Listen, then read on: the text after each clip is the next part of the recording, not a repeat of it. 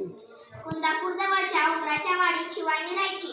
8-9 वर्षाची शिवानी होती. भारी, चतुर, शाळा, घर, शेत व बाजार. येथील मुले माणसे सगळेच तिच्यावर खुश असायचे. रविवारी कुंदापूरचा आठवडी बाजार भरायचा. शेतातील भाजी विकायला शिवानीचे आई बाबा जायचे. सुट्टीमुळे सोबत शिवानी जायची. शिवानी आई बाबांना हिशोबात मदत करायची आणि मधून मधून बाजारात चक्कर मारायची. भजी किंवा भेळ खाणे हा तिचा आवडता उद्योग. एका रविवारी अशी फिरत फिरत शिवानी बाजारातल्या मिठाईच्या दुकानपाशी आली. मिठाई फार दिसत होती. हलवाई तिच्याकडे पाहत होता. तो गल्ल्यावरून उठून शिवानीकडे आला. ए मुली, चल पैसे काढ. कसले पैसे? मगापासून माझ्या मिठाईचा वास घेत होतीस, त्याचे पैसे. अहो, पण मिठाईचा वास तर येणारच ना, म्हणून काय वासाचे पैसे द्यायचे? पैसे दिलेच पाहिजे, म्हणून हलवाई ओरडू लागला. हळूहळू बघ्यांची गर्दी जमली.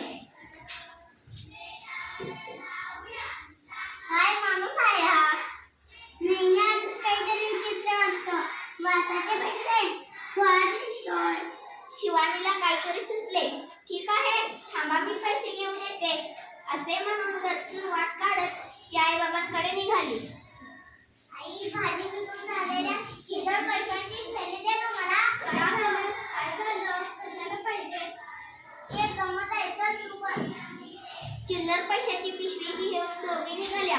मिठाईच्या दुकानपाशी गर्दी तशीच होती. वाट काढत त्या दोघी हलवाईपाशी आल्या.